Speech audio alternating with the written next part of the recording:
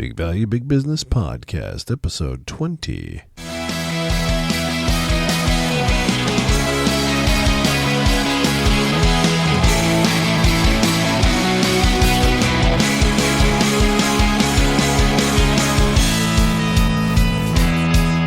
Welcome to the Big Value, Big Business Podcast with James Lynch, where we talk with today's most successful marketing minds about getting the right message in front of the right people and getting the right people to become your customers for life. And now, your host, James Lynch.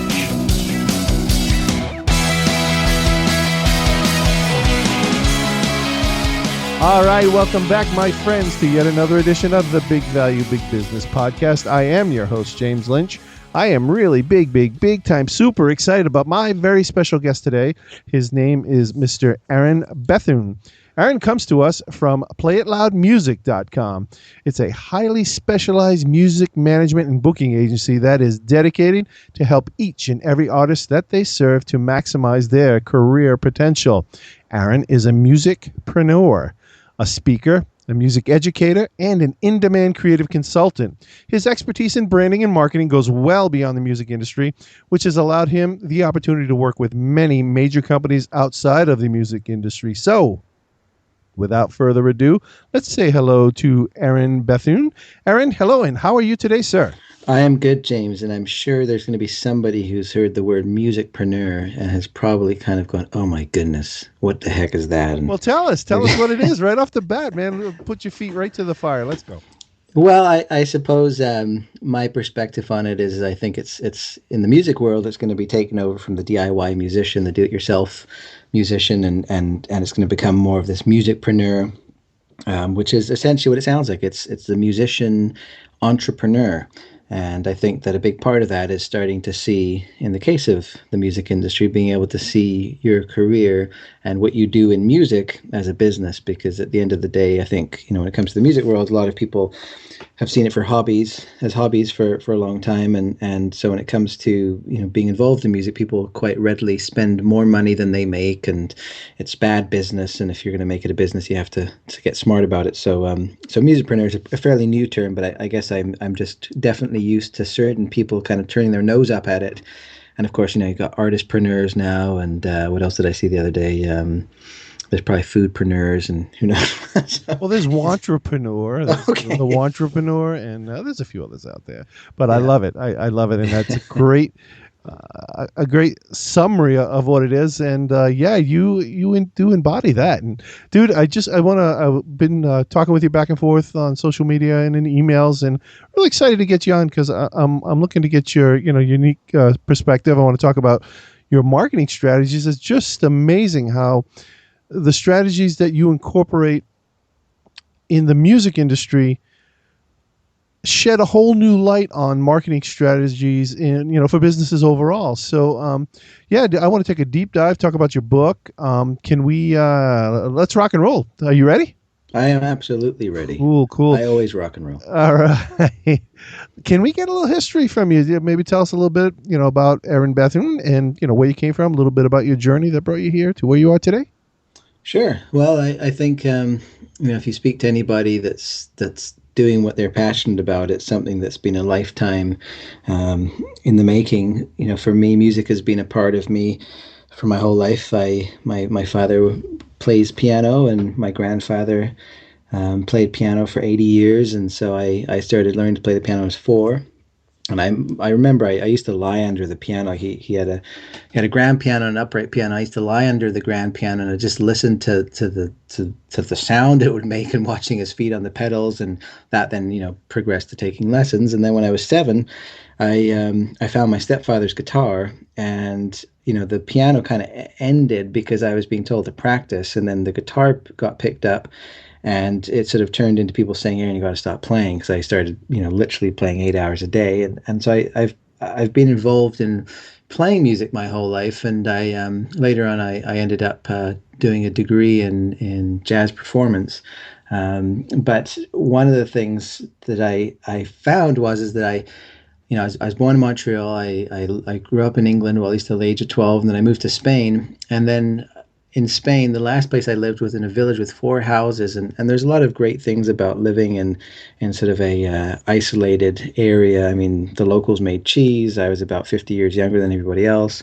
There's some kind of unique experience that came from it, but ultimately, music was always itching at me, and so I felt that I really needed to make a move to where I felt there was more of an opportunity. And so being Canadian, going to Canada was an option. And so I essentially moved back so as to be closer. And that's when I took the degree. So I took a degree at a university in Canada. And so that was kind of, I guess you could say, my journey into making music my life, but at the same time, studying jazz performance. I mean, who are we kidding? That's not really a living. So along the way, I felt that if I was going to have a career in music, I was going to need to figure out how I was going to make music my business. And I quickly realized that talent is a starting point, but it certainly isn't what gets you across the start line. You need to have business skills. And I also quickly realized that it was easier in some ways to learn how to do the business than it was to find people to do the business for me. And part of that, I think, sort of comes back to that, golden rule, the rule of reciprocity. I mean, if you ask people to do things for you, it's unlikely it's going to happen. But if you find ways to do things for other people, then they're more likely to want to return that favor. And so I felt that if I could create my own business and start to build it, then I would be able to present a value that other people would want to take part in, and along the way help others, and hopefully that they would help me in return. And so I remember one day I was living in an apartment building, and there's this guy who played guitar on my floor.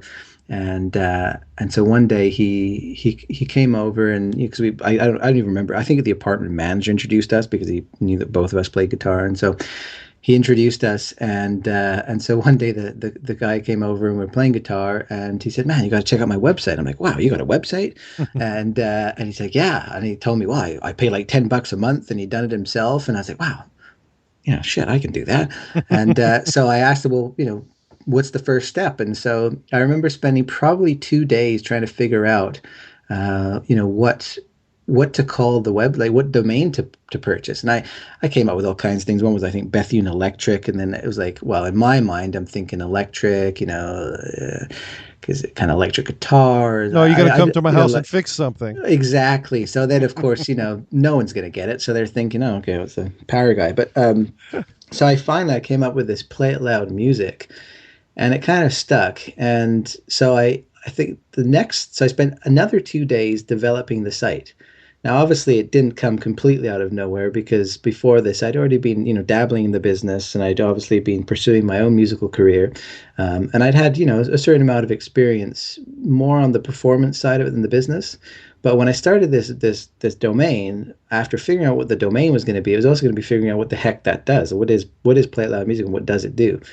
So I made a business card and decided that what I was going to be was a promoter. And so on a trip back to Spain one day, and of course, I'm just telling you some of the points I think are kind of, but I went to this event, and a friend of mine who was in charge of the entertainment for a city in northern Spain called me and said, "Hey, this blues guitar player that she knew I really liked was coming to town, and she happened to be organizing the event. She said, you should come. It's you're gonna like it."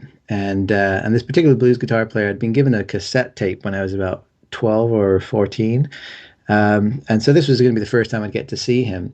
And so I said, sure, I'd be there. And she said, I can probably even get you to meet him. And so I got there, and it was raining, and it was just not great weather, but the show went on. And so finally she comes out from being backstage, and she's like, "Oh, he's an asshole," and this kind of thing. And I said, "Well, why is that?" And she said, "Well, he wants to get paid before they play. I guess they're concerned because of the rain, if people leave, if we're not going to pay them." And, in retrospect, I'd say, well, that's pretty smart, because no one wants to deal with money after they play. What are you going to stand on stage and wonder if you're going to get paid for it? So she said, I don't think I'm going to be able to introduce you because it's not right. It's not, the mood's not there. And so I took it upon myself to just go backstage anyways.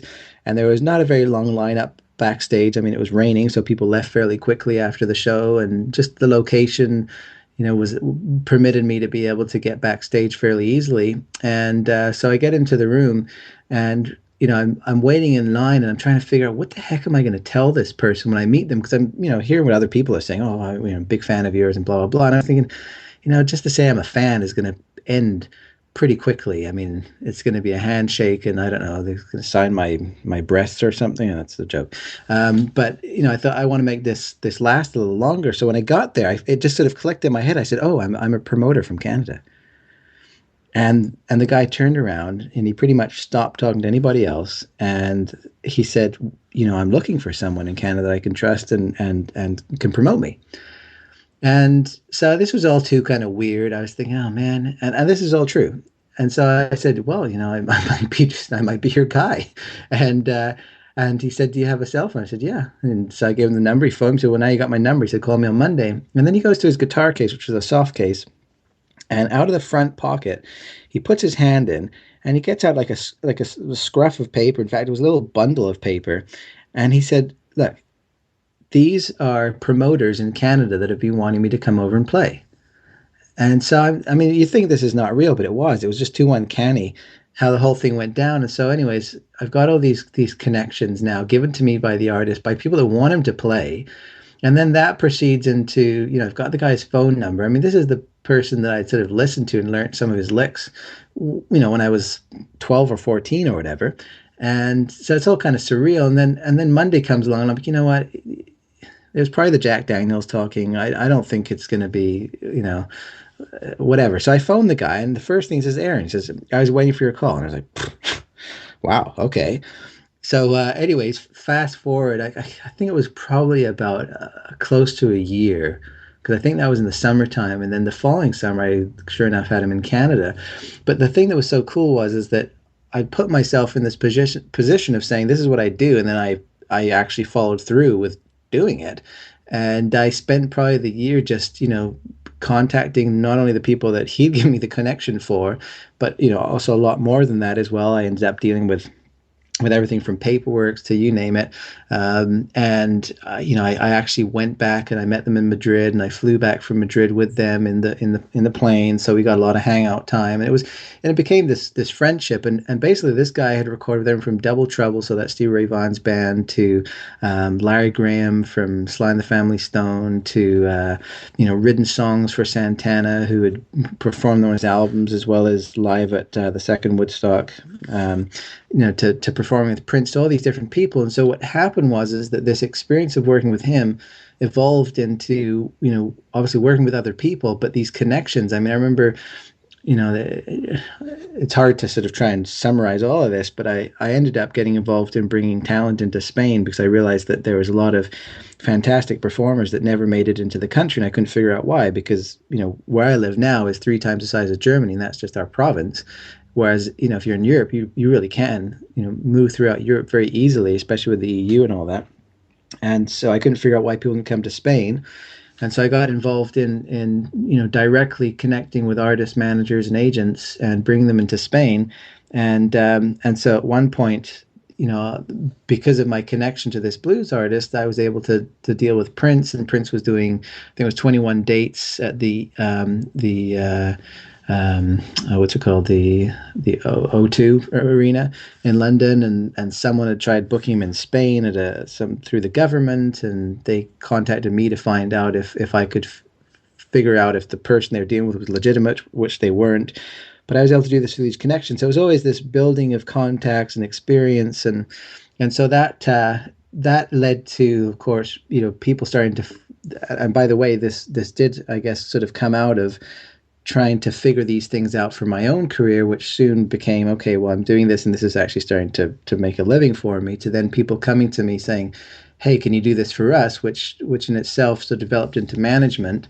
And the big thing is that I was always trying to figure out, well, what's next, and how does this, connect to that? And there must be more. And so it went from the touring world and And I worked with people like Sly and the Family Stone and Johnny Cash's band and people like that, and then it moved into the world of TV and film and how music is placed into movies and TV shows. So I got into that, and then it was marketing and branding and management and all these different aspects. And now I work with a lot of people outside of the music industry, and I tell them I make them the rock star and their clients the fans, because I think there's a lot of take homes from the music industry for other businesses. So I does that sort of summarize that? It does. It does. It brings us to present day. And I was going to ask you, you're a musician, you're playing, you're passionate, you're as young as 4 years old, and you went to school for jazz music. You come out, and so there's a point in time where you say, I'm going to, did it come when you said I can make more money as a promoter / manager / marketer, or what kind of, what went through your head? Because obviously you're still a musician, you still play. Where did that separation come, and how do you keep that balance? Because once a musician, once an artist, always. Yeah. So tell me a little bit about that and the separation. Sure. Well, I do play music. I don't think I'll ever stop playing music. We have instruments here, so pianos, guitars, and all kinds of things like that. And I have a 4-year-old son who's definitely interested in music. So playing music is a big part of what I do. And if an opportunity comes to play with someone that I think would be fun, I do it. But the big thing for me is that the music has come back to being fun. And I think by sort of going through the business of music, it started to be a little less fun, probably because I was spending so much time doing the business. So my music career per se, these days is mostly to just do it because I enjoy doing it and would never stop. But the turning point with the business and my personal music career was, I think that by trying to do my own business and then starting to be a part of other people's careers and really finding enjoyment in their success, it just started to bring about a new interest for me.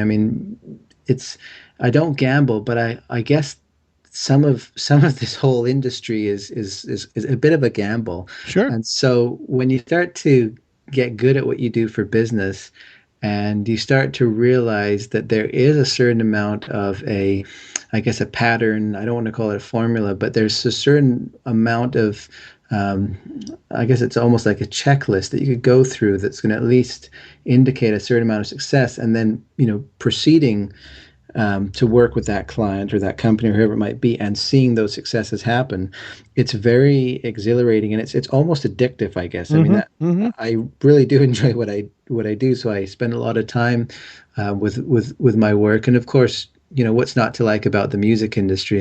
There's, I was just down in Mississippi doing something for a ad agency out in New York for a Scotch company, but it was directly involving an artist, a musician. And then, I'll be down in Vegas next month for a rooftop party for an app with a rock band. And then I'll be back in Mississippi for a celebrity event and these kind of things. That's my work. And at the same time, it's like, well, explain to the Industrial Revolution generation that's a job. I love it. So. I'm convinced that I'm from that generation. I'm totally convinced. So it's definitely not hard, but yeah, I think that was the turning point, realizing that I could do it as a business, that music could still stay fun. I could still play music, but I took the pressure off myself from having to try and go, okay, I need to do a career. And part of that too, I won't lie, does happen when you have a family and realize that you need to be able to provide things on a consistent basis and not just, when you're playing shows or on the road. So you have the luxury of playing music for the music, not to put food on the table. Yes. And yes. That takes all of the stress and all of the mandate out of it. It does. And I think that, it's funny. When you figured out how the business works, sometimes, or all the time, I tell people you need to understand how business works in order to do business. But at the same time, just like if you were to speak to a musician about what they're thinking about when they're playing, they're not going to say, well, I was thinking of this scale, this chord progression, or I was, thinking this. They're going to tell you that they probably weren't thinking of anything. And it's kind of the same way. You need to understand the business and then sort of put that out of your mind per se, and then just focus on playing, because at the end of the day, it's really the informed musicians that make it, but there has to be that talent and that ability to move forward in a career. And I think that sometimes starting the conversation by saying, well, you just need to play and hopefully they'll find you, isn't necessarily going to be what people want to hear, but there's a certain reality to that. And if I think that if music stops being fun, and you can apply this to anything. I mean, if you're a baker and you don't enjoy baking anymore, or you're a golfer and you don't enjoy golfing anymore, whatever it might be, as soon as the fun goes, then especially in an industry that's about having fun and creating moments for others to enjoy, right. If you're not having fun, then definitely do something else. So it's yeah. That's not the case with you, but let's talk about the marketing aspect, because you turned the corner there and you started to branch out, I guess, your musicianship or your art or love for music. You were able to transcend that into marketing and help other people become successful. Enter the book, Musicpreneur, at Musicpreneur.ca, the creative approach to making money in music. Now, I've read the book, most of it. Fantastic. From the opening introduction that you wrote, talks about some challenges you had. And I'm no spoiler alert here, but it just what I took away from that was a lot about setting goals and see the goal to the end. Don't get to the top and not know how you're going to get back down, kind of. And you know what I'm talking about. You know what I mean? So could you talk about that a little bit and why you chose that particular story for your book? And then we want to take a deep dive into the book. I want to talk about 10,000 hours, and I want to talk about breaking patterns, fan profiling, as much as we have time for today, because I want to say, folks that are listening, this book, and I'm going to plug it again, and I'm not an affiliate, Musicpreneur.ca. The book is The Creative Approach to Making Money in Music. I was blown away. I'm a marketer, and the similarities and the fan profiling, it's a must-have. It needs to be on the bookshelf with Jab, Jab, Jab, Right Hook, Epic Content Marketing, all of these books that have come out recently. This thing is right up there, and it gives you such a unique perspective. So let's start out with the introduction. No, I'm blushing, James. No. Cut it out.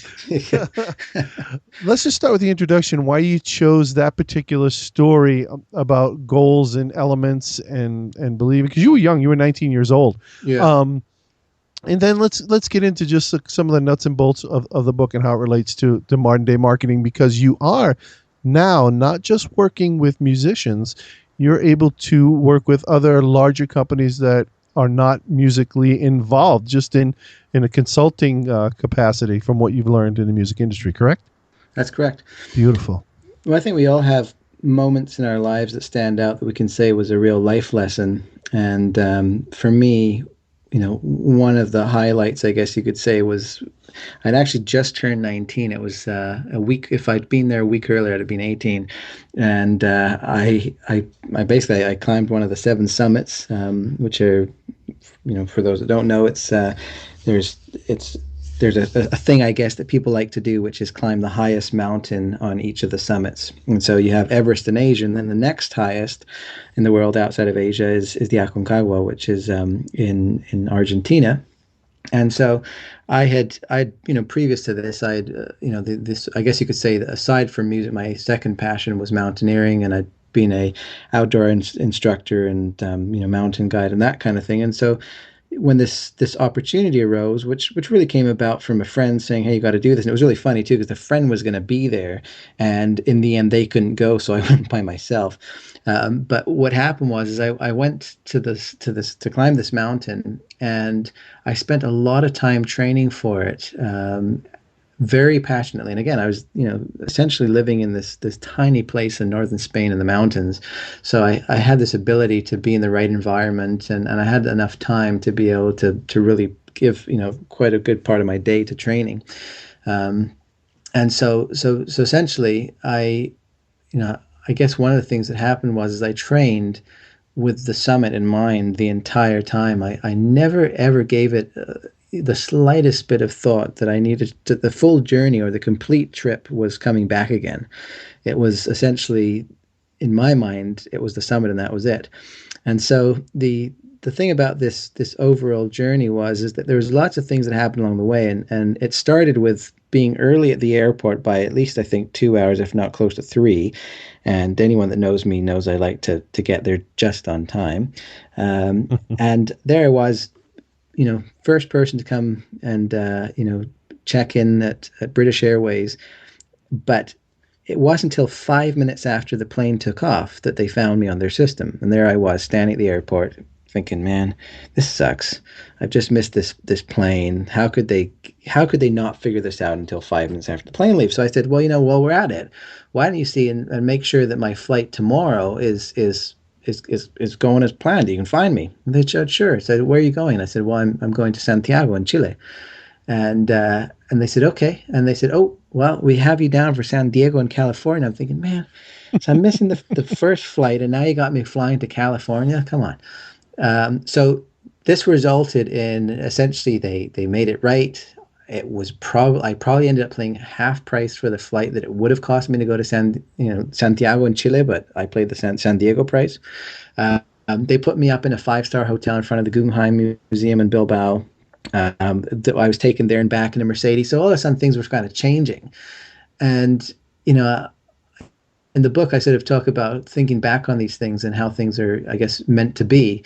But anyways, I got to Chile because we were doing an acclimatization mountain. And the whole idea of that is that when you're climbing altitude, you need to do a certain amount of acclimatization. And the best way to do that is to climb a mountain that's in altitude and then come back down to essentially sea level, and then that way when you go to climb a higher mountain, you're getting acclimatized. And then there's this climb high, sleep low, which is basically you always push yourself to a new limit, and then you come back down slightly to be able to sleep, so that your body is at that point feeling a little bit more relaxed, I guess you could say, for sleeping. But you've always kept pushing yourself further, and so this mountaineering experience, when you're climbing altitude, you really do have to sort of take 10 steps and stop and try and breathe, because there's, not even half the amount of oxygen you get at sea level.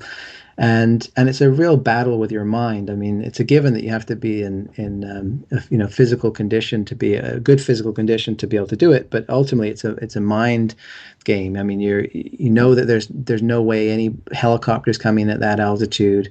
It doesn't matter if you see people or not. You're hearing your breath and you're hearing your heart, and there's this. It's a very personal and individual thing. And so, and I think also partly after the fact, I could never have anticipated it being such a mind game. And it really does come down to that sort of 10 steps. So one step at a time. And when you look at a mountain that you sort of have to almost hurt your neck to look at from the base, you never think that little steps would get you to the top. And that's really what it takes. It takes, one step and one foot in front of the other, not sort of trying to run up it or lie down. It's just that consistent little steps that it takes to get to the top. Now, the problem was, again, I was pretty young. This was my first altitude experience. It was funny too, because there's other guys on the expedition, and I remember I got to Santiago a day before everybody else. And when I got there, of course, no one else is there yet, but the first experience of meeting the other guys in the expedition was at the bar at the hotel. And I get there, and they're talking about their previous climbing experiences. And they're talking about, Mont Blanc and Elbrus, and then the Matterhorn, which is fairly ridiculous technically. And then the Himalayas. And I'm thinking to myself, man, I haven't done any of that. What am I going to tell these people? They're Swiss and German. They're, big, huge beards. I'm, baby face or whatever. And so anyways, this, going up the mountain, the last night before we went for the summit, I started hearing this guy in this other tent saying, Mike, Mike, Mike. And no one was answering. And I believe there was Polish people, there's Germans, there's this, I was there, and I guess the guide was Chilean. I was there technically from Spain, but no one was answering this guy. So finally I stuck my head out and I said, hey, over here, because they started asking if anyone had a radio. So basically, what had happened was this guy's climbing partner had left at about 1 a.m. the day before, and they still weren't back, and it was 10:30 at night. And one of the things about the Aconcagua was it has some of the deadliest storms in the world on the summit. And if you're there past noon, it's not a good, you're not looking too good. So that he wasn't back by 10:30 at night was almost a given, that he wasn't going to be alive. And I just remember, lying in the tent that night going, what if we find this guy and, I have to step over his body? I mean, what's it going to feel like to see someone dead that is essentially attempted what I'm about to try myself? And so that it was a very weird feeling. And I remember, because I was sharing the tent with the guide, and he was telling me about all kinds of different experiences he'd had, and different ways to lower a body down in a mountain, and all kinds of stuff. And it was just a really weird sensation. And so ultimately, fast forward to going for the summit, I got within view of the summit, and by 200 meters, which is really not very much. And a lot of people say, well, why didn't you keep going? And I just remember suddenly is when it hit me that I had trained for the summit, not getting back. And it was almost like a panic. It was like, I didn't ever think about having to get back down again. And so I remember at that point in time, my grandmother had died fairly recently. And it was pretty clear. She sort of said, it doesn't matter, turning back is the harder decision. And no one's going to, to say that I did the wrong thing. In fact, people will be proud that I made this tough decision. And so, which, whatever, it might have been altitude sickness, but I was able to use that to fuel my decision. And I said, look, I'm going back. I've had fun to this point, but it's not going to be fun anymore. And I remember Christian, who was the guide, said, no, man, we'll get you down. I said, I don't want to be got down. I want to have fun with this. And this has been fun. And I remember we had this hug, and I basically started turning back by myself. And lo and behold, on my way down, I find Mike. And I think when you read the book, you can see all kinds of things that happen, from the Argentinian army coming up, but not being acclimatized, so they couldn't do much, and then having to lower them on ski poles and across glaciers, and a paraglider trying to do a world record or whatever, jumping from the summit and crashing behind us. And it was this long journey back down again. But I think one of the things about it was, as soon as the focus changed, and I realized that the true goal was to get back down again, every step I took, every decision I made was clear, because I knew what the goal was. And I'd been a little bit, I think, a little bit off when I had thought my goal was just the summit. And so having that clear goal in mind really helped in making decisions and continuing forward. And a big part of finding Mike was this element of going, well, what are the chances that you spend 6 months training? You miss the first flight, it gets the prices then becomes half price of the flight that I would have had to pay for, that all these little things go on. And then ultimately I find this guy. I mean, what are the chances? Is it possible that was meant to be, that at that point in his life and my life we were supposed to cross, and that experience be had? And it led to a lot of questions, I guess, for me in regards to, such as, are people born talented? Or, is it a coincidence that people find success? Or is it something that you work, what are these different elements? And so I started the book with that story, because there's a lot of the little parts of, every step, one step at a time, with consistency and persistency, and, strength, mindset, and, all these other little pieces. And then also there is a chapter on PR, and I talk about storytelling and how important storytelling is to, whether it's in branding or marketing, that a story sticks, whereas, data doesn't.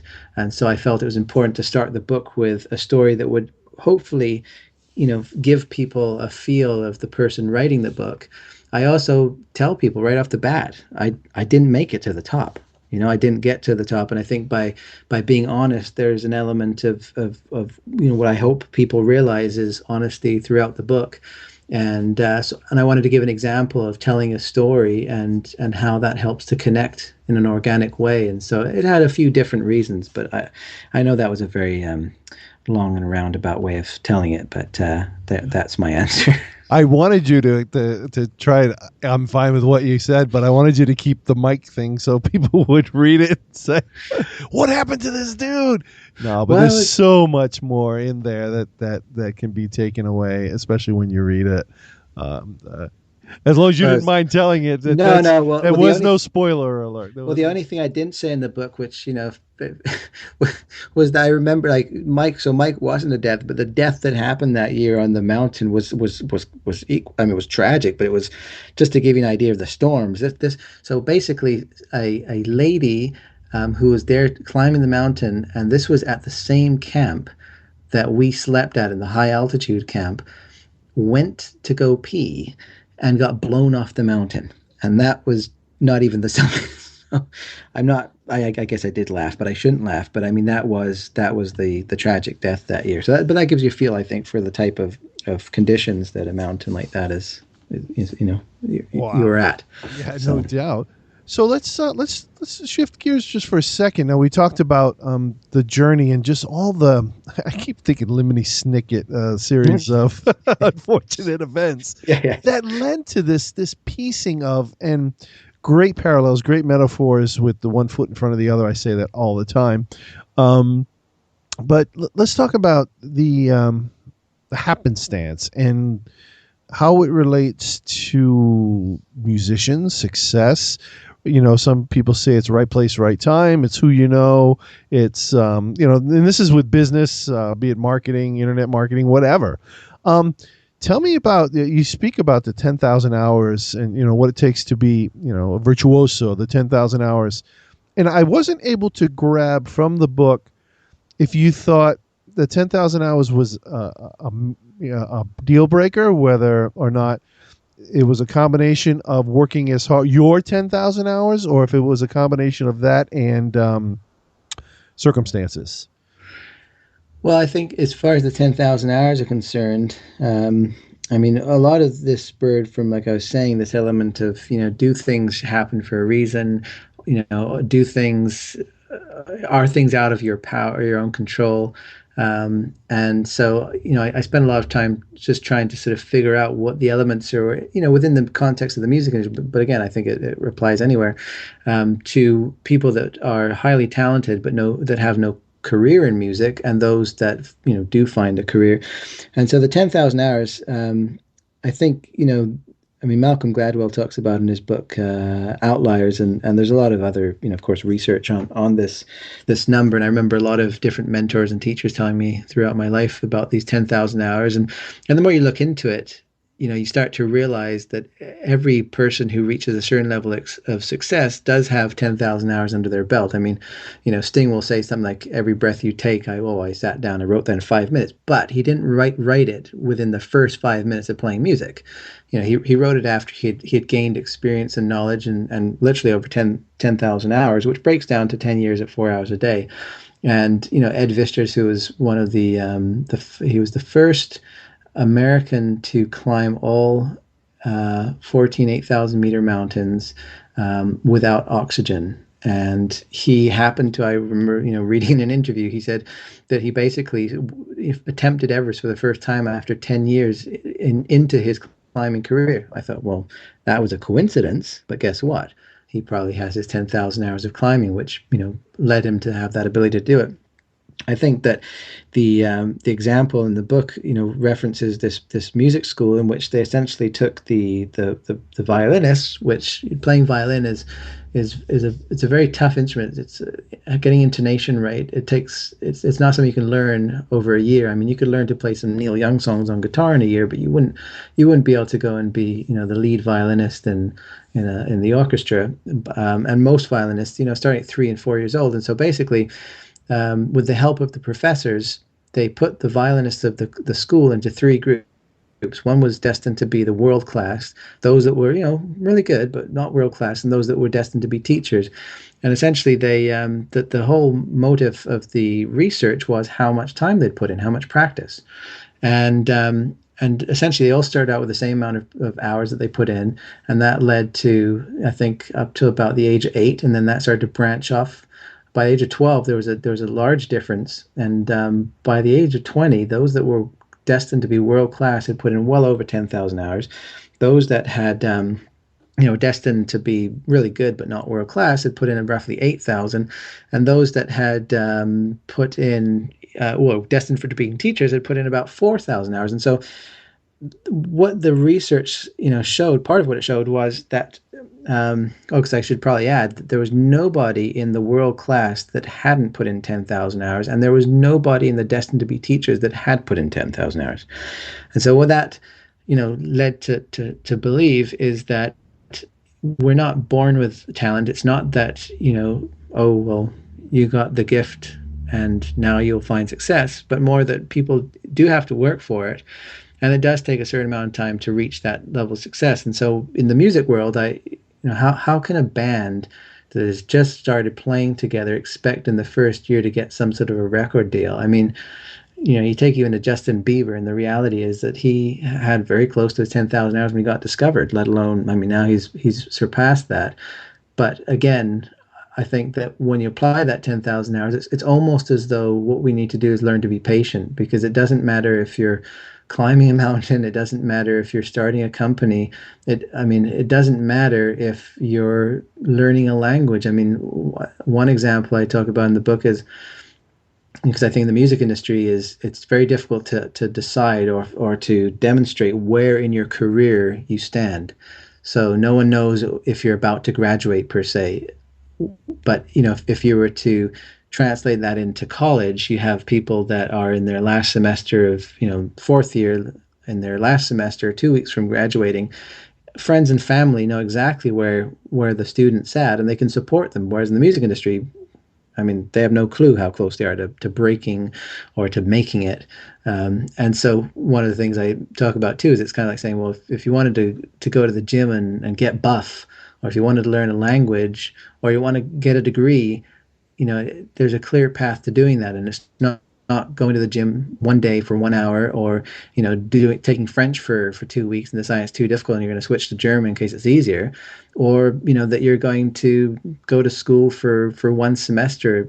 If you want the degree, if you want, the great body, or if you want the, to be fluent in a language, you have to give it time. And so I think, this 10,000 hours is hugely important.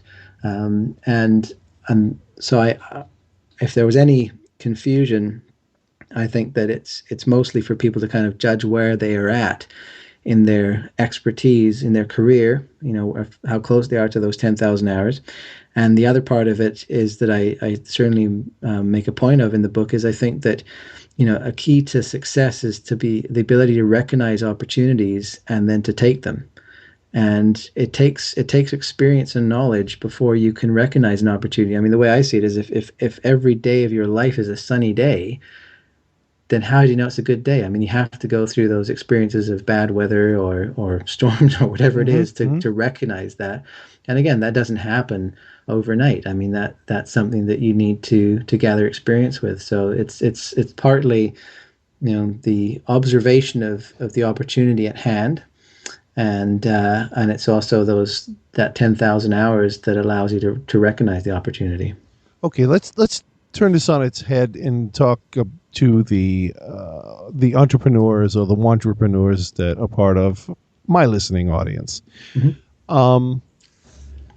So are they to give up hope, thinking that if they've got to bang their head against the wall for 4 hours a day for 10 years, or they get their 10,000 hours, or is it metaphorically subjective to you're going to get it out of it what you put into it? Well, it is somewhat metaphorical. I think it's actually, I think, quite true though, that if you're actually going to be an expert, and this doesn't mean that you're not able to make a living from what you do, but the idea of expertise, to be able to really be someone who has complete, a complete understanding and really is an expert, it does, I truly believe it does take that amount of time.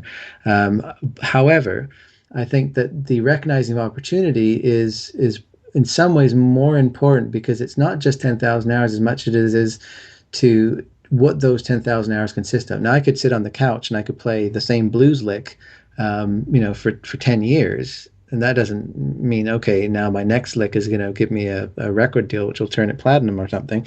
It's 10,000 hours of actual practice and pushing my boundaries and learning new things. And I think if you apply that to recognizing opportunity, one of the things that my experience and the time I've put in, I've come to realize, and again, this is partially music industry, but I think relates to any industry, is that I see that a lot of people that get into something, entrepreneurs that are starting companies and businesses, or musicians that are trying to have a career in music, they're looking at other people within their same industry and they're going, okay, well, this person did this and they became successful, so what's that recipe? And so they'll try and determine what it is that person did to reach that level of success. And the problem is you can come up with this recipe, but the key ingredient is difference. And if you repeat what made them different,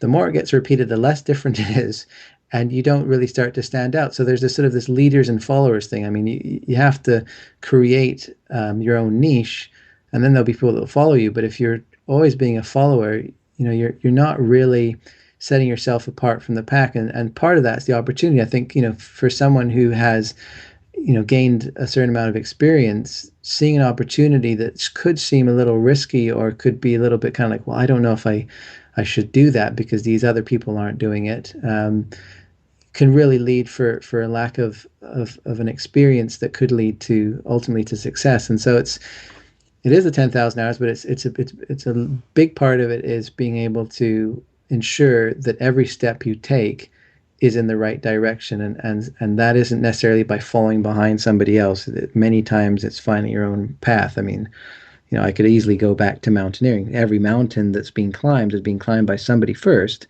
and someone has, come along behind them and sort of followed in their footsteps. But, the first people to see the summit weren't those that were following. Understood. And I'm was trying to, again, draw parallels to the internet marketing space, the entrepreneurs that are listening. And I think a key takeaway, and tell me if you agree, is within those 10,000 hours or your journey, number one, you never know. Success can be right around the corner. It's not like a college degree where you do your 4, 6, or 8 years, and at the end you get your diploma and bam, you have your degree. People give up too soon.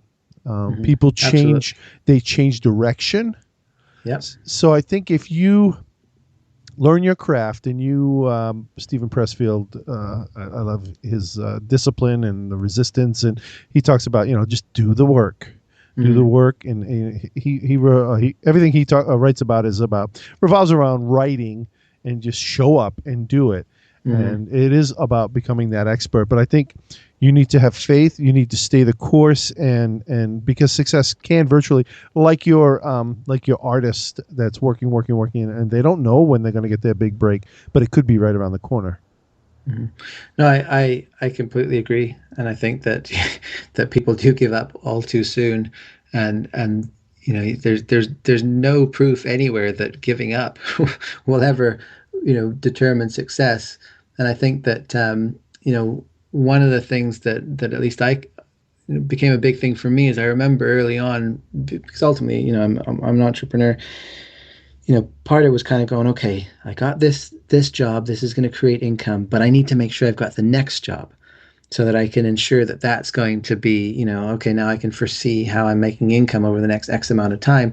And a big thing for me was realizing, no. What you need to do is you need to go, number one, believe in what you're doing and the value that you bring to something. Because ultimately, there's a lot of trying to sort of look for that next client, sort of suggest that maybe you're not going to continue with the client that you currently have. And so you really need to believe in what you can do for the people that you're working with, or what your product is, because it takes a little while. And branding expert Marty Newmeyer told me once, and I thought it was a great analogy, was he called it the friend's shower. I think that's what he called it. And And it was this idea that you go to a friend's house and you have a shower at their house, and you get in the shower, and you sort of turn the water on, and it's not very hot. So you turn it up a little more, and you turn it up a little more, and it's still not hot, and it's still not hot. And you turn it all the way, and it's still not hot.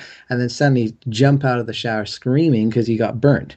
And it's because there's this lag in which, it doesn't mean that a great idea catches on immediately. And so for that reason alone, you need to stick around long enough for your concept to actually start to connect with the right people. And so that in itself is a huge reason to be consistent and persistent, and one step in front of the other. Yeah, you've got to let it grow legs. All right, brother, that was good. How did you feel? I love it. You can tell I could probably talk for a few days, and then. Oh, it's okay, man. It's all in the story. It's all in the story, my friend. Well, it's interesting because at the end of the day, you never know what's going to click with somebody. And one of the biggest things in education or learning or making something make a difference that I've realized is at the end of the day, it's going to be the person that you least expect, or it's going to be said in the way that you least expect, that's going to spark something, or is going to inspire you to do something, or is going to bring clarity to something you didn't understand before. And I definitely think that when it's in examples and stories, it helps. And I mean, it's silly, but it can be anything from the intonation to, if someone reminds you of your dad and your dad was really strict or something, you might be, not thinking about something. If someone reminds you of this, there's all these weird things that need to be taken into consideration to someone getting a point. So hopefully people find this one interesting. Oh, it totally will resonate. And you're definitely a study on. Is it NLP? Maybe have you looked into NLP? You talk about interrupting patterns and breaking patterns and stuff. You've definitely delved into the psychological portion of marketing and advertising.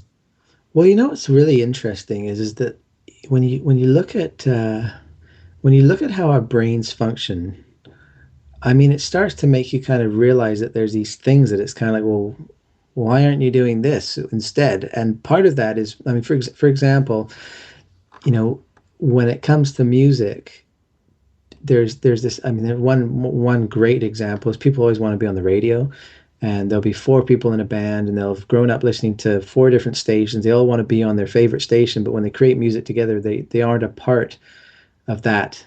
They won't fit that format. But instead of looking at the reality, they still look at their sort of, I guess, definitely not reality. And there's a guy in the music industry called Jay Frank, and his thing, and I know him, and he's quite a unique person to talk to, but he's all about the numbers. And, we all know that big data is a big thing these days, but at the end of the day, something like the music industry is so touchy-feely and vibes, and, everything's so great, and I think this is going to be a hit, and it feels like a hit. But at the end of the day, why would it not be that if you can actually look and see what hits have been, and you start to realize that there is a pattern, that there is a sort of the length of the intro makes a difference, the chord progression, the key that it's in, there's all these things. Well, as boring as it sounds, technically, if every hit has a certain formula to it, then it takes the touchy-feely out of it, but there's a certain element of, well, why wouldn't you proceed along that path? And I think when it comes to the way the brain works, there's these elements of, we've got, the reptilian brain and these things that saved our lives back in the day, which, there's a lot of studies now saying that we're more stressed than ever because instead of being afraid of a saber-toothed tiger, now we're concerned if we missed the latest, message on Facebook or didn't check our emails or didn't pick up the phone, it rang. But the reality is because our brains are essentially made to help us, to save our lives. I think the examples in the book are you're driving down the road and you can sing and talk to your passenger or whatever, but as soon as something runs across the road, now you're engaged, because up until then it was almost like your subconscious mind driving, because it you've done it so often. Or you're in the woods and you step on a stick and you jump because you think it was a snake, and it's that. I remember that. I've done it. Yeah, I remember that. Well, everyone's done it. That's the thing. Yeah, and at the end of the day, it's this what snaps you out of it, or better said, snaps you into it, because your conscious mind is engaged. And so I think that, I'm trying to remember his name now. It's, Daniel. He's a economist, but he talks about peak. What's the word? Not Peak peak. state. They're not peak experiences, but it's kind of like if you spend a week with someone and that week was horrible and the last day was amazing. That's kind of what you're left with, and it's the same thing. Like if you can snap someone into it. So if it's someone on a stage, or if it's your speaking, or Oh, if you talk it's about the experience, like you said, an emotional experience, or it's almost like a transcending of when you talk about the playing to a crowd, and the music has to there has to be moments. elicit, right? It has to elicit an emotion or give a moment. Absolutely, I understand. And that's the thing I think that's interesting about the mind is that I mean these are realities. I mean they're and that's why I actually found it interesting to start studying psychopaths, because they have it's almost like brain damage, which doesn't permit them to buy into some of these things. But for the average person that has a mind, well, for most people, these things are effective. I mean, there are ways to make people pay attention, and then when you've got their attention, to do things that are long lasting. And I mean, I wear glasses these days, and I kind of tell people, I say, well, look, if fireworks went off when I put my glasses down, there's no way I'd lose them. But if I put my glasses down, I'm thinking about something else, why would I even remember? Well, I was thinking when you said that in the book about glasses, I was thinking about what if I pinch myself Sure. when I laid them down? And You got to do it something. really hurt, interrupted my pattern, so I'd snap out of my subconscious, and yeah, that's good stuff, man. Hey, can we like? I want to stay in touch with you. I know we've just Let's be in touch. yeah, back and forth, but you got so much good stuff going on. Well, thanks, man. Are we crushing your time limit? I actually No. I left it open. I do have things, but I guess that's one of the things when you're entrepreneur. Sometimes you work weird hours. I still have the day job. Actually, I have the luxury of working from home on Monday and Tuesday. So that's when I do most of my interviews. I'll have to check in here sooner or later, but. Man, just some good stuff. I may have some questions for you later on. Just well, a personal nature from a marketing perspective. It's really good to, and you brought up a good point about talking to people outside of the industry and getting their take on, because it's more of a humanistic, outside looking in kind of. Well, you know what it is, James, and this sounds too arrogant to tell people usually, because it just comes across as, I think, kind of arrogant to quote Einstein, and I know I did in the book, and it's that quote I'm about to say, but that whole element of you can't solve a problem from the same level of consciousness as it was created is so true. And so for me, I look at the music industry, but you can look at any industry, which is why the music industry can apply to anybody, is at the end of the day, is if you're looking to stand out, if you're looking for differences, if you're looking to solve a problem, don't look for it in your industry, or don't look for it in the same place. I mean, one of the things that came to be sort of interested is when I started looking at audiences of fans, bands and artists and what their fans were, I started realizing that the biggest fans were other bands. That was like when you started looking on social networks, just like if I make a post on social media about, say, CEO, SEO or some sort of a social media marketing thing, guess who adds me? Experts at social media and stuff like that. I'm thinking to myself, well, I'm not your client. I mean, you just added me, but I'm not your client. And the same thing, the bands are not. I mean, the bands, everyone will buy a piece of music or something that they like as a whatever they spend their extra money on. But ultimately, your actual business. I mean, bands in Canada, because it's such a crappy. I mean, it's a shitty country to tour in, because there's so there's the huge distances without anywhere to play.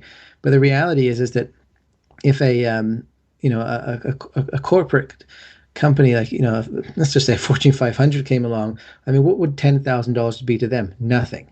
But $10,000 to a band in Canada would mean that they would actually come home with money from every gig they played, as opposed to coming home with less money they left. And so there's this element of, why would you go to the music industry to look for support, whether it's investment, whether it's marketing? I mean, that was the thing about the Lululemon company, was they knew who their market was, and they did a great job at selling their tights and their other accessories to people that liked yoga and that couldn't give a shit about yoga, but liked essentially wearing tights that made their butts look good.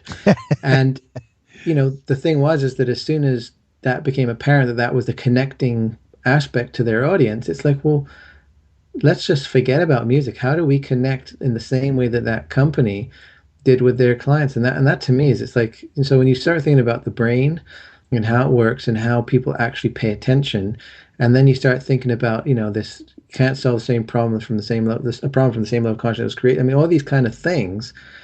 It starts to all it really takes in my mind is probably a lot of guts and a lot of self-belief, which is tied to self-worth, and an ability to go, I'm going to do this, because those are the people that are going to find the biggest success, or those that are willing to step out of their comfort zone. Because there's that great quote, which is, life begins at the end of your comfort zone. And it is so true. Business begins at the end of your success begins at the end of your comfort zone. And there was actually, I believe. I know I put this in there, but there was this one guy who I remember speaking to, and I, he's not someone that you're going to look him up and go, oh wow, but he happened to have sold his last business for, it was over $200 million, and I know this is, you've read this in the book, but it was this moment I was like, ding, because I asked him why are you getting into acting? I mean, there was no need for it. And he wasn't an actor his whole life. And the guy was, over 50, and this was what he was doing. And he went to some pro in LA to help coach him, and now he's got jobs doing that. And his answer, he just looked me in the eye and he said, I do it because I want to feel uncomfortable. And suddenly I was like, ding, ding, ding, ding, ding. This guy had done everything from selling cars to selling a software company for over 200 million. And every time he did something, he put himself out of his comfort zone, and he kicked ass. He did such a great job being uncomfortable and finding comfort in his, outside of the comfort zone. It was like, that's it. So if someone can do that, they're in for a good ride. Let me ask you this then, and this will be the last thing. Sure. This is personal now. Yeah. I hang out with, you're one of the few that are not in the social media, internet marketing, content marketing, inbound marketing. You're not in that industry. That's all. That's my list. And I want to reach people. I want to reach those people because I want to get my message out to them to be a better marketer. To send out quality advertising, and don't hammer people over the head, but give them something that they enjoy. But I'm looking for support within the marketing advertising community, where I should be on the outside. Well, here's my 2 cents. Yes, your observation of that. I am the musician looking for support within the musical community. Well, here's what I would do, and I mean, I don't know if this is a planned thing or this was or what it is, but the interviews that you do, starting point is you're a cool guy, you do your research, you've got great questions, so you're easy to talk to. The second part of it is that everyone, especially those who are not usually in the spotlight, love to be put in the spotlight. So doing an interview is something that most people won't turn down, because it gives them a chance to give them their own voice. So it's this hugely powerful networking tool. Because, for example, when I've done them, it's like, I started interviewing people that I didn't know, and then I started interviewing people I wanted to know. And I started to interview people, and it would be this, like we've had a couple emails back and forth, then you do the interview, then there's this chit chat as well. Then after that, you've got the follow up. Next thing you know, I mean, every time I traveled, I would connect with the people that I was talking to. And I started taking it more and more and more outside of the music industry, because, like you asked me, I didn't think twice about it. I was like, yeah, I was honored. And if you wanted to, I mean, the way I see it, it's almost like those interviews, I would be probably looking at who are the people that could most benefit from my services.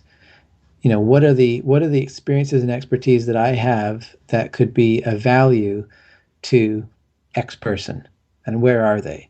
And then what I would do is I'd go and say, okay, well, who are the influencers of these people? So, for example, getting an interview with Seth Godin is not that easy. But, to be able to interview somebody, who's one of those guys that I interviewed? He wrote stuff like trust agents, and he wrote...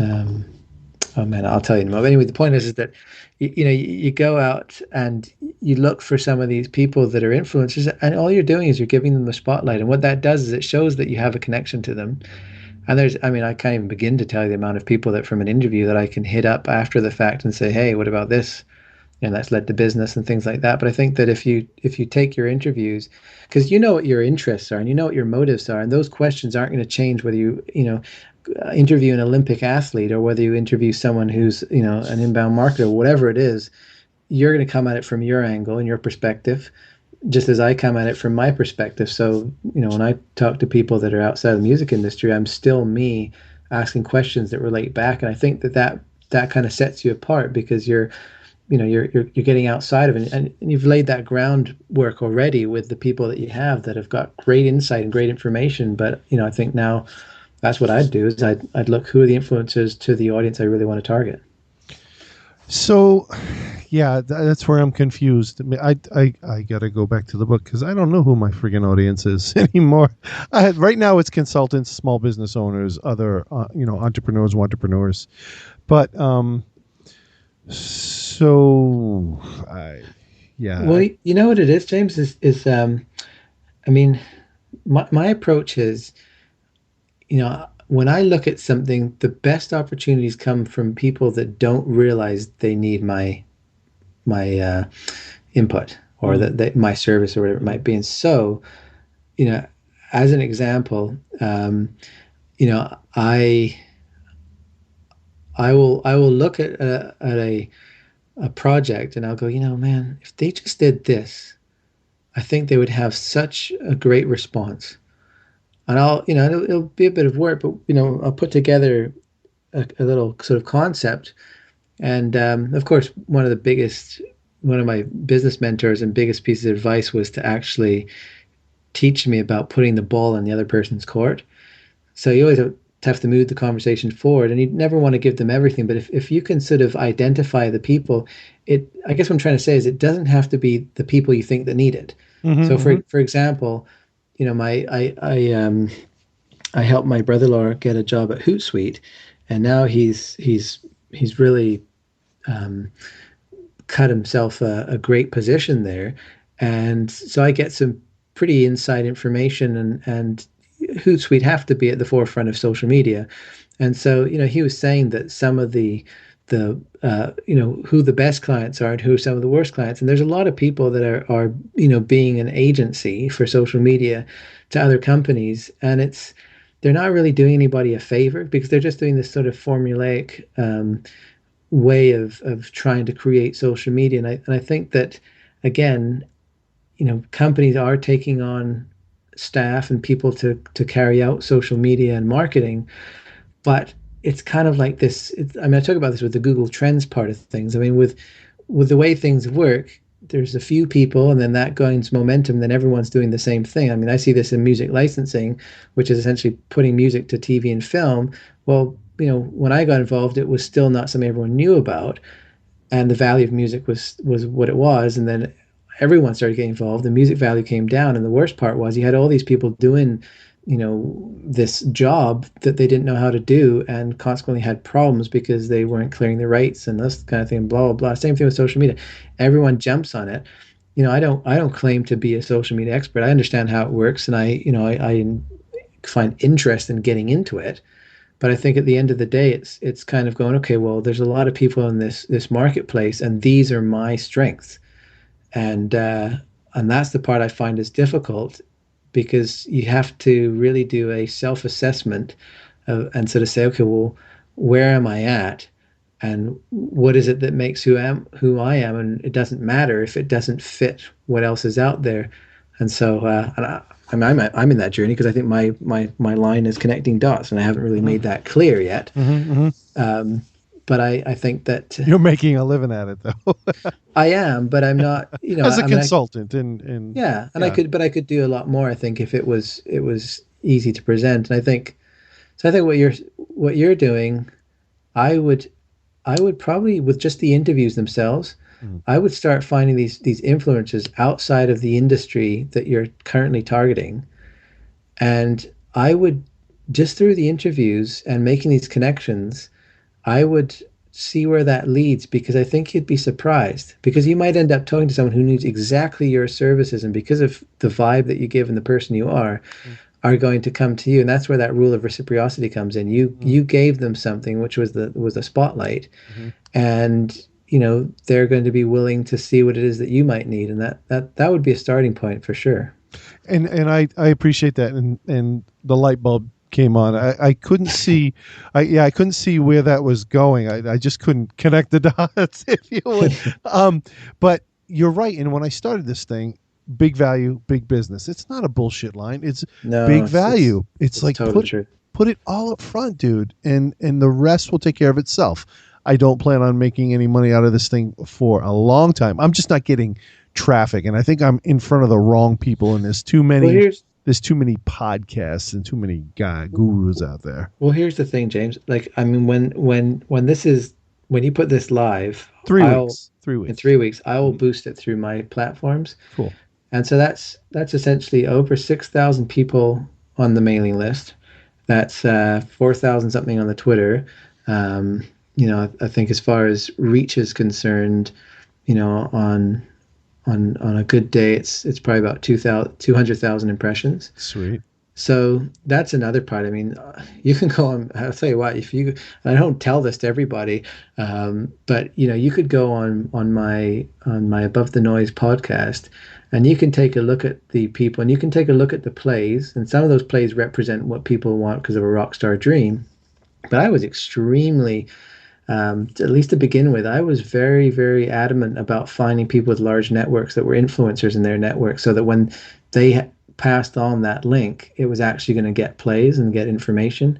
And so that was a big part of what I did. I mean, now these days I interview people that I'm interested in knowing, what they have to say, and it's not always been about the impact, because I think I've got a certain amount of impact that I can create myself. But so I'd be looking at who's an influencer to your target demographic, ideally outside of the industry that you are targeting.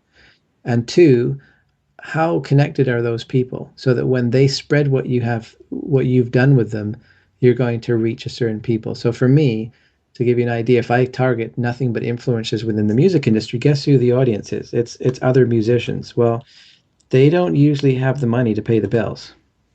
So if I need to figure out who can pay the bills, then, in some way, obviously talking to you is going to target a different demographic.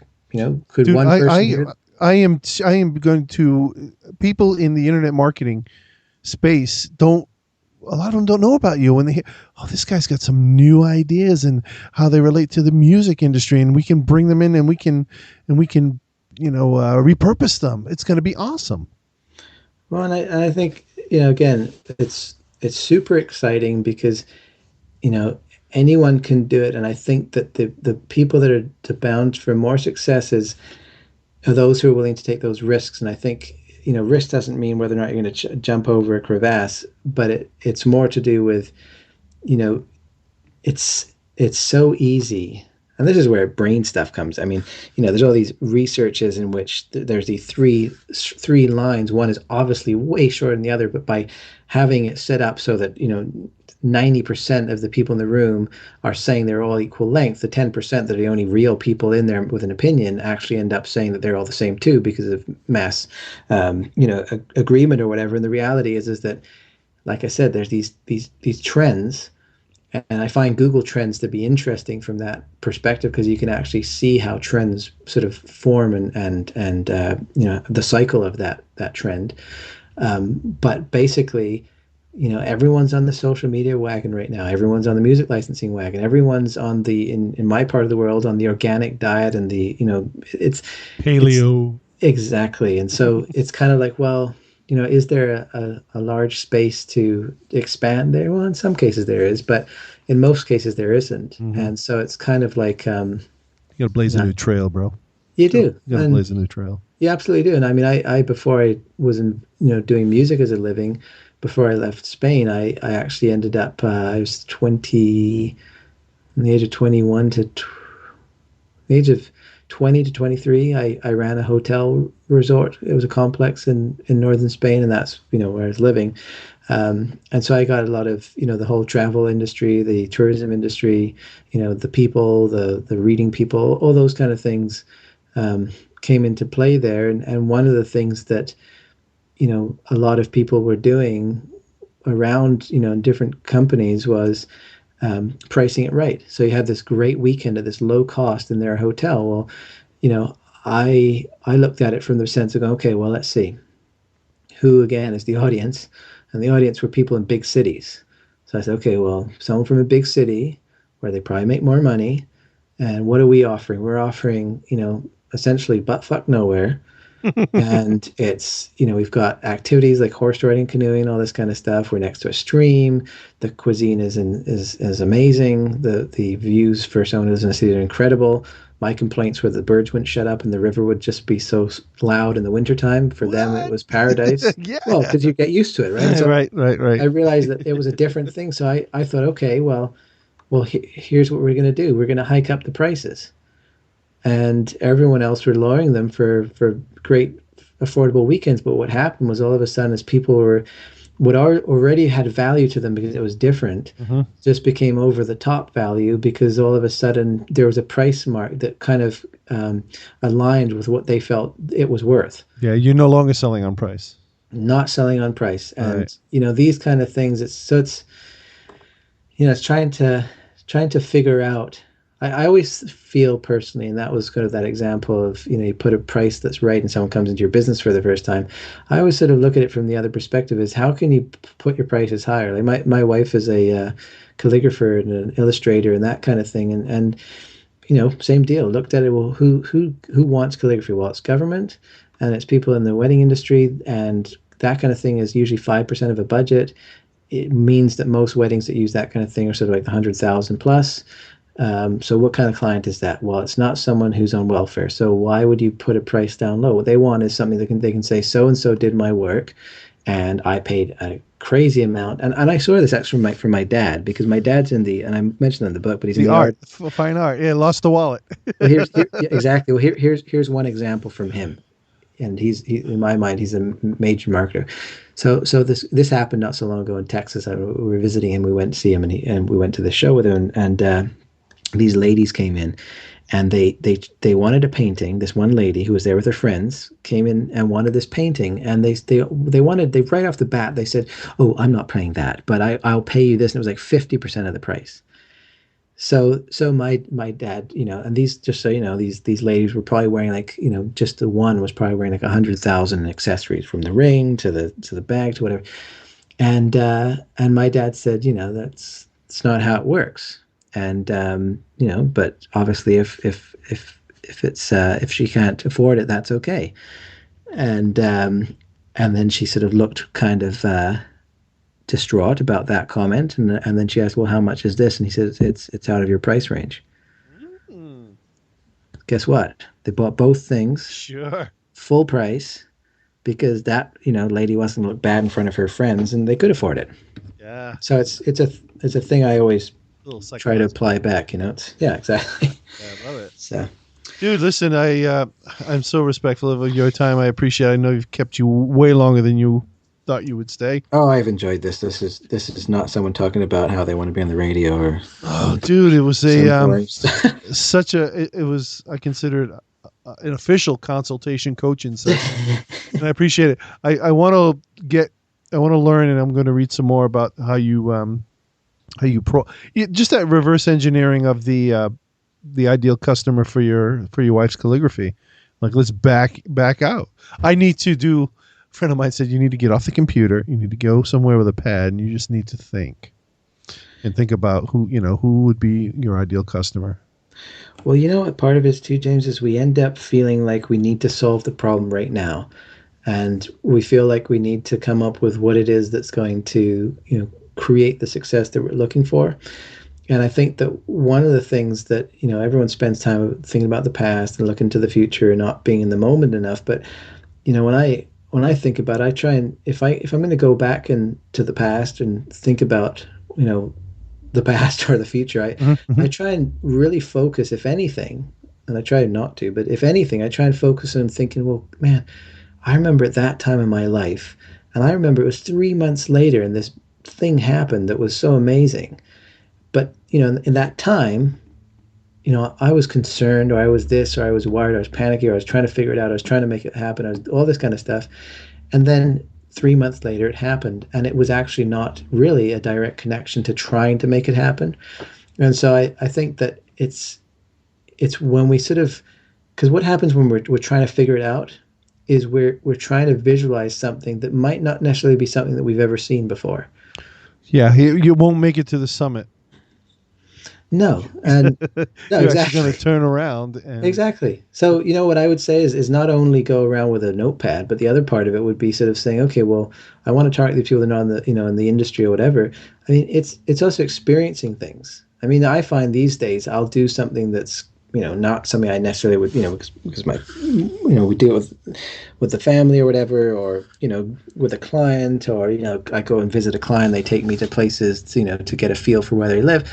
And I'm in my brain, I'm thinking, man, fuck, if they just did this, it'd be so much greater. And what it is it's my, I guess expertise per se in this new scenario and how it would apply and how it would make a difference. And so you've got expertise. And if you go to a new, place with a new scenario, that expertise is going to naturally kick in. But if you had to sit there at a desk and think about it, you're not going to get it. So you do have to experience it. You have to experience it, yeah. So. And, that's why I went all in with the podcast and just said, I don't care. I'm just going to get inside Aaron's head. I'm going to get inside, Mike's head and just find out what they're about and then expose their goodness to my audience. And somebody's going to get something because these people are providing value. They're making a decent living and they got their shit together. And I can't go wrong with being the messenger of that message. I agree. The only thing I would say is from that 10,000 hours thing is that the thing that's most important is consistency. You said you started at the beginning of this year, definitely at least make it to the end of this year. Yeah. Because it's that you talk about a tipping point. That's what happens. Malcolm Gladwell again. Exactly. And when that happens, then you've got an audience that want more material, and hopefully that's not right when you decided this isn't working. I'm not going to do it anymore. Right around the corner. Consistency. Yeah. Yep. Awesome, dude. Right, listen, 3 weeks out, and but I'll follow up with links, and that's just about how I, that's how the interviews flow. So I've got 2 others, and cool. I think the 14th is going to be so awesome. Thank you so much for your time. So you're a gentleman, and let's please keep in touch. Absolutely. All right, Aaron. Have a great rest of the day. You too, James. Take care. Bye. You do, and I think that if you talk about making sure every step goes in front of the other, I mean. A big part of it too is going, okay, well, whether you're a writer or it's a business, who is your product for, or who are you writing for? Who is your client? Who is your audience? And I don't think people spend enough time really researching that. And I can give you some examples of how researching an audience led to essentially bringing about some great marketing ideas and ultimately leading to successes through really researching an audience and finding results that weren't expected. Yeah, I want to say in your book, you talk about fan profiling, and that is totally awesome for any business, not just defining the target audience, and you also supply some really good tools that will that can be used outside of the music industry. Absolutely. Knowing who they are, what their pain points are, where they hang out, what their demographic is. It's not just about, they're 30 to 54 and, they're male, but totally. And another thing I wanted to say, Jen, and we'll move from the subject and start to wind things up a little bit. The staying the course in our industry is tough because there's so many distractions that take you in a different. Everyone's got an angle, and everyone has a bright, shiny object that they want you to come consume. Mm-hmm. So as we move on a little bit, let's find out what's going on with you. What do you have cooking right now? You mentioned offline that you have a couple of projects taking you around the country, but anything you want our listeners to know about? Obviously, we're gonna talk about the book on the way out as well, and I will have on the show notes all your websites and the website to purchase the book. But what's happening with you? I guess this is when I say what's not happening, but then I recognize that's what everyone goes through that's busy. So, well, I think, I mean, the book has added another layer to things. I mean, it looks like some schools are going to be picking it up. Awesome. And there's one school in particular in San Francisco that's basically wants to do a course around musicpreneurship. So that's sort of an unexpected thing, I guess you could say. I mean, it's definitely up to my speaking engagements, which I think a lot of people write books for, is to, to then go out and speak and that kind of thing. But actually, what's cooking today is, you know, I've a lot of what I do is connect dots. And I try and find as many dots, that whether it's for a company that makes them who they are, or whether it's for, an artist, a musician, if on the personal branding side of things, and I try and connect those in a way that makes sense and creates value for their clients, or their audience, or whoever that target demographic might be. And so that's I guess has sort of emerged as partly one of my expertises is to, one, be able to identify the dots, and two, to connect them in a meaningful way that allows for creative brand partnerships and ways to move forward. Because a huge thing is that everyone has something that they're good at, or they like to do, or their sort of rock star dream, or or I don't know, taking their company public, whatever it might be. But sometimes it's hard to decide. Sorry, not decide, but sometimes it's hard to sort of envision how you get to that place. And a big part of connecting dots for me is to be able to go, okay, well, when these dots are connected, we've now come up with a brand, essentially. And once you've determined what makes that brand stand out, then every step you take makes sense. It builds that brand, and ultimately, as we know, a great brand is not so much about connecting the audience with the brand, but it's more about the audience connecting with the audience, and the brand being what represents them. And if you don't know what you represent, then it's a little difficult to get to that point. And so, one of the projects I'm working on, that's sort of connecting these dots, is a guy who has one of the top 5 most played songs on country radio since the year 2002. He is rated by Golfers Digest in the top 5 of the top 100 celebrity golfers. He's a philanthropist. Turns out he's an incredible chef. He's got all these different things going for him, and all these dots that haven't been connected. And so I've connected them under the, I guess, the brand of what we're calling the Delta Man. And the Delta Man stands for something that happens. It's kind of like the Marlboro Man or the Dos Equis guy, but it's a little different because it's a real person. And it's an easy thing to do because the lifestyle that he leads is true to him. I mean, it's not trying to make something up, and that's where the Scotch company that I was talking about comes in, because we created a brand partnership with the Scotch company. And so, the Delta Man drinks this Scotch, and then the Delta Man does this, and the Delta Man does that. And it's, connecting all these dots. But I mean, other than that, I'm always placing music and TV and film, and working with a lot of different artists. There's a few artists that I'm working with that, through discovering who their audience were, brought about some interesting opportunities. And one of them was just, country demographic is 35 to 45-year-old women. We realized that their target demographic were, or at least the audience that existed, were actually 13 to 17-year-old girls. I realized that 13 to 17-year-old girls probably have 45 to 55-year-old women, mothers.